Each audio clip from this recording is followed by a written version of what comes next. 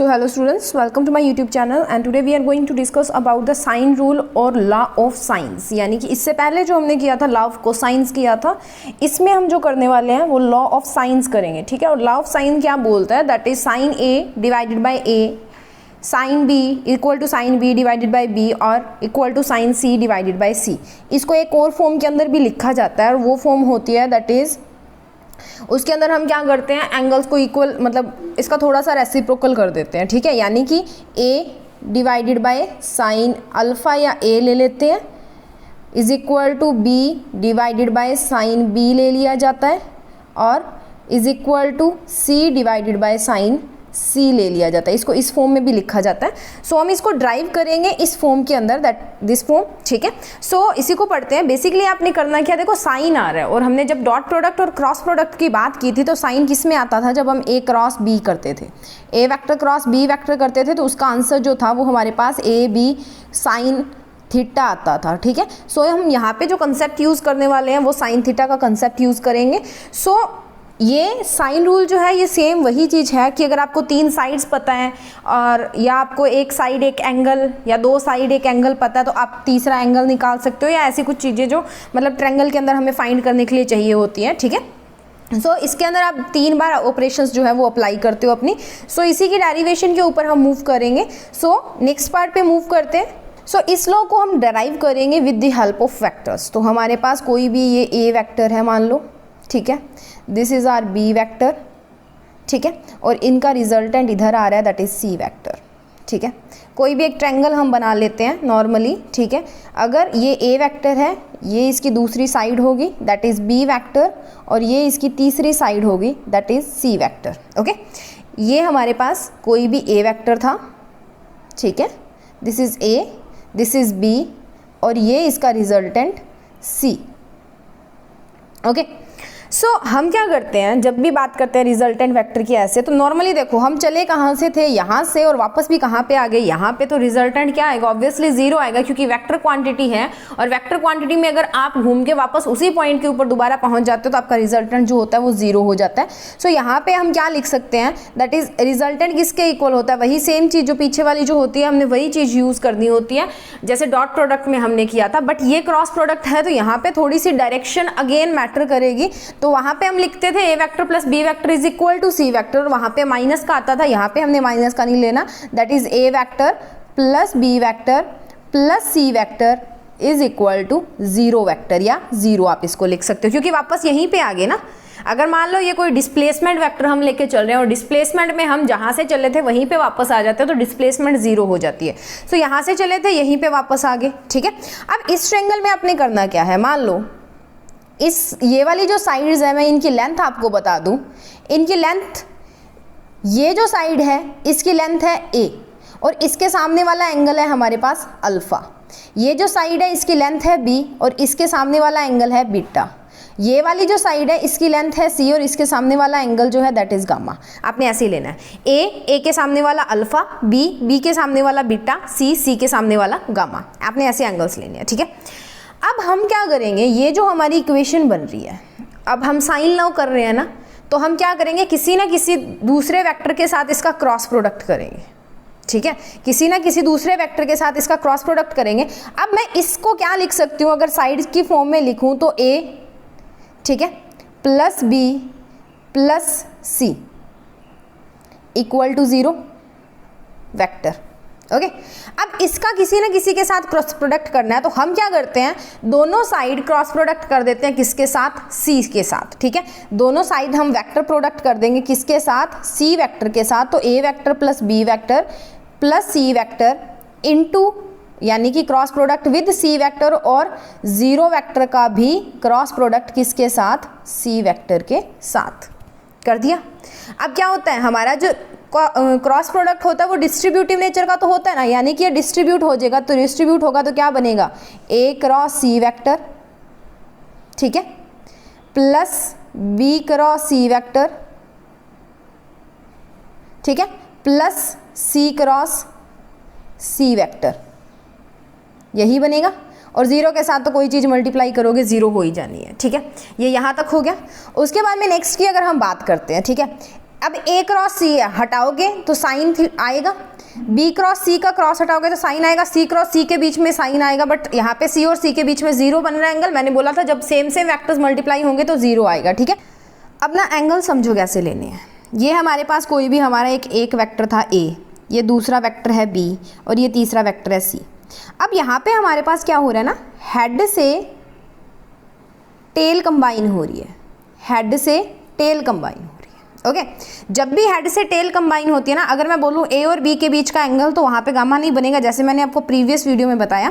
Head से tell जब combine होती है ना तो हम हमेशा बाहर वाला एंगल लेते हैं। बाहर वाला एंगल अब हम कैसे बनाएंगे, देखो सबसे पहले उसने हमें बोला था A और C के बीच का एंगल चाहिए हमें, तो हम क्या करते हैं, इस C को थोड़ा सा आगे प्रोड्यूस कर लेते हैं, मतलब इसी C को थोड़ा सा उल्टा आगे, हम इस C को यहाँ से उठा के हमने यहाँ पे रख दिया, ठीक है। तो अब यहाँ पे भी तो एक एंगल बनेगा।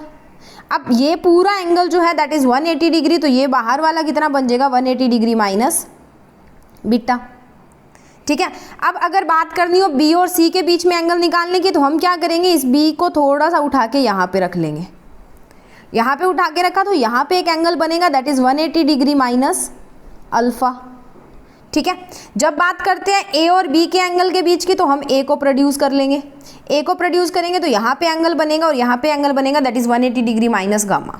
सो अगर A और C के बीच के एंगल की बात अगर हम करेंगे, the angle between A and C vector is equal to 180 degree minus beta, ठीक है। एंड वही एंगल अगर हम A और B के बीच की बात करते हैं, A एंड B के बीच की बात करेंगे that is equal to 180 degree minus gamma, ठीक है। वही एंगल अगर हम B एंड C के बीच की बात करेंगे तो यहाँ पे हमारा एंगल बनेगा that is 180 degree minus alpha, okay. So ये आगे हमारे एंगल्स, यही आपने साइन की जगह पे जो है वो पुट करने हैं, ठीक है। सो पुटिंग जो वैल्यूज़ हैं अगर हम उनको पुट करते हैं तो सबसे पहले हमारे पास A और C के बीच का जो है वो एंगल बन रहा था, A और C के बीच में एंगल कितना बन रहा है, 180 डिग्री माइनस बीटा, ठीक है। सो हम पुट करते हैं A वेक्टर का मैग्नीट्यूड, C वेक्टर का magnitude sine 180 degree minus beta, ये हो गया, ठीक है। अब उसके बाद में प्लस B और C का आ रहा था तो B वेक्टर का मैग्नीट्यूड, C वेक्टर का मैग्नीट्यूड साइन B और C के बीच का एंगल, B और C के बीच का एंगल कितना बन रहा है हमारे पास, ये यहाँ पे C आएगा, ठीक है। 180 डिग्री माइनस अल्फा, तो यहाँ पे हम पुट करेंगे साइन 180 डिग्री माइनस अल्फा और इक्वल टू 0, ओके।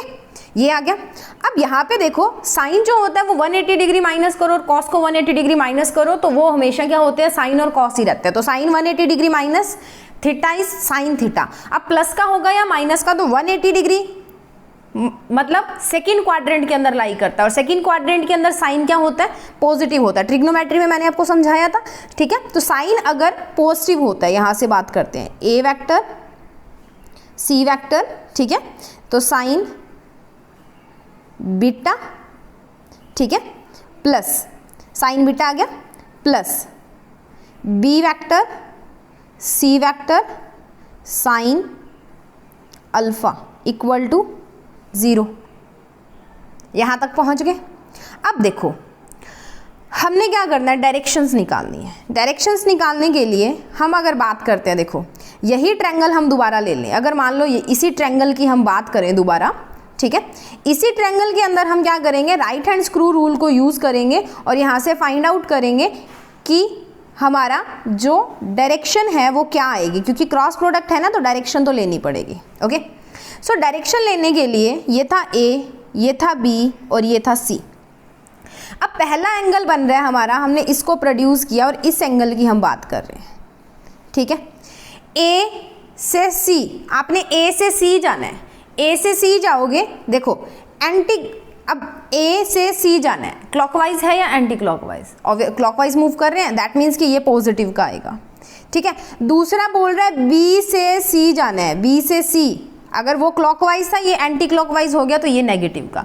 अगर आप क्लॉकवाइज को पॉजिटिव ले रहे हो तो एंटी क्लॉकवाइज को नेगेटिव ले लो, या क्लॉकवाइज को नेगेटिव ले लो, एंटी क्लॉकवाइज को पॉजिटिव ले लो। अगर मैं मान लो इसको क्या करती हूँ, नेगेटिव ले लेती हूँ, ये वाला जो मेरा है दैट इज इसको नेगेटिव ले लूँ, तो ये जो है दूसरा मेरे को प्लस का लेना पड़ेगा दिस, ठीक है। वही अगर हम बात करते हैं कि इसकी एंगल बिटवीन ए और सी, ए और बी, सॉरी ए से बी जाना है, ठीक है, ए से बी जाना है, अगेन एंटी क्लॉकवाइज मूव कर रहे हैं, ठीक है, तो वो फिर चेंज होगा, तो वही चीज़ हमने यहाँ पे यूज़ करनी है। अब अगर ये ए से सी मैं नेगेटिव का लेके चलती हूँ, नेगेटिव माइनस ए, या आप अब मोड लगाओ या ना लगाओ कोई फ़र्क नहीं, क्योंकि पॉजिटिव का ही है तो इसको लगाने की कोई ज़रूरत नहीं। A C sine beta is equal to, या प्लस इक्वल टू नहीं तो प्लस, क्योंकि इसको हमने प्लस का ही रखा है, दूसरा माइनस का ले लिया, plus B C sine alpha equal to 0। अब इस माइनस वाले को उठा के इस ज़ीरो वाली साइड ले आए तो हमारे पास ये प्लस का बन जाएगा, तो क्या बनेगा, A C sine beta is equal to B C sine alpha, ठीक है, सी से सी कैंसिल कर दो, A sine beta equal to B sine alpha, okay, तो इसको नीचे ले आओ, ए बाय साइन अल्फ़ा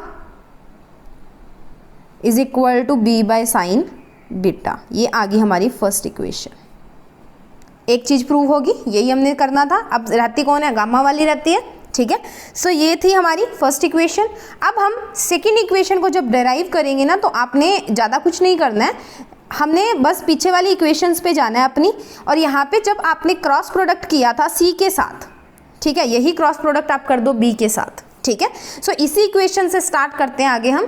सिर्फ हमने क्या करना है, क्रॉस प्रोडक्ट करना है, किसके साथ, बी के साथ। तो हमारे पास था A vector plus B vector plus C vector, इसका क्रॉस प्रोडक्ट कर दो किसके साथ, बी वेक्टर के साथ, और इधर भी हमने क्या कर देना है, जीरो वेक्टर का क्रॉस प्रोडक्ट कर देना है बी वेक्टर के साथ, ठीक है।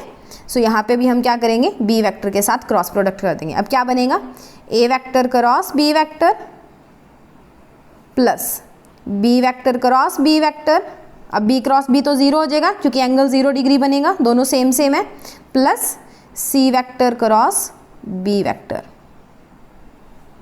Equal to 0, okay. इसको क्या लिखा जा सकता है, ए वेक्टर का मैग्नीट्यूड बी वेक्टर का मैग्नीट्यूड साइन, अब साइन कितना आएगा वो, अब देखो ए और बी के बीच का एंगल कितना बनेगा, इसके लिए हम पीछे चलते हैं। ए और बी के बीच का एंगल मैंने आपको बताया था that is 180 degree minus gamma, ठीक है, तो ये हमने पुट करना है that is 180 degree minus gamma, 180 degree minus gamma put कर दिया। बी और बी तो 0 हो गया, ये बचा सी क्रॉस बी, सी क्रॉस बी दोनों के बीच का एंगल, सी और बी के बीच का angle that is 180 degree minus alpha, ये रहा, तो ये हम वहाँ पे पुट करेंगे, ठीक है। तो सी वेक्टर का मैग्नीट्यूड बी वेक्टर का magnitude sine 180 degree minus alpha equal to 0, यहाँ तक पहुँच गए। अब साइन को माइनस करो तो वही रहता है, ठीक है, तो हमारे पास इक्वेशन वही आएगी। उसके बाद में हमने ए और बी, ए से बी जाना है, ट्रायंगल के ऊपर चले, ए से बी जाना है।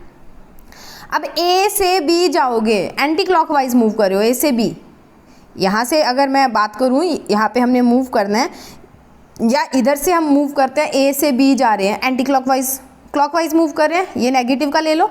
बी से सी जाना है तो यहाँ पे क्या करोगे, क्लॉकवाइज लेके चलोगे। सी से बी जाना होगा ना, तब हमारा फिर क्या हो गया, ये उल्टा हो गया, ठीक है, सी से बी, ओके, क्लियर हो गया। तो एक प्लस का एक माइनस का, अब देखो ना, सी से बी जाना है, अब पहले ये प्लस का था तो ये माइनस का हो जाएगा, क्योंकि बी से सी अगर आपने प्लस का लिया था तो सी से बी आपका माइनस का होने वाला है, ठीक है। अब यही बात अगर मैं करूँ, ए से बी जाना है, ए से बी जाना है, तो यहाँ पे हमारे पास क्या है, इसको हम इधर मूव कर रहे हैं, इधर मूव कर रहे हैं, ठीक है, तो ये किसका होगा, अगेन प्लस का आ जाएगा, क्लॉकवाइज मूव करो, इसको प्लस का ले लो, दूसरा हमारा माइनस का था, ठीक है। तो यही वैल्यू अगर हम यहाँ पे पुट करते हैं तो ये हमारे पास क्या बनेगा, ए बी साइन गामा, अगर आप इसको माइनस का लेना चाहते हो इसको माइनस का ले लो, plus B C B sine alpha equal to 0, इसको उठा के दूसरी साइड ले जाओ, तो C B sine alpha is equal to A B sine gamma, ठीक है, तो सी से सॉरी बी से बी कैंसिल हो गया, बी से बी कैंसिल कर दो, क्या बचा, C sine alpha is equal to A sine gamma. Okay, तो ये बन गया C sine gamma is equal to A sine alpha. Okay, एक इक्वेशन हमारी ये बन गई, वो फर्स्ट मान लो, ये सेकंड मान लो, दो इक्वेशंस बन गई हमारे पास। ठीक है, अब फ्रॉम 1 and 2, अब देखो A sine alpha C sine gamma के इक्वल है और A sine alpha B sine beta के भी इक्वल है, तो फ्रॉम 1 and 2 हमारे पास क्या आएगा, फ्रॉम 1 and 2 हमारे पास क्या बना, देखो A sine gamma, A sine alpha, A sine alpha is equal to B sine beta is equals to C sine gamma. ठीक है, दैट्स द साइन लॉ, ये है हमारा साइन का लॉ। ठीक है, तो प्रूव हो गया यहाँ पे। ओके, सो आज के लिए इतना ही।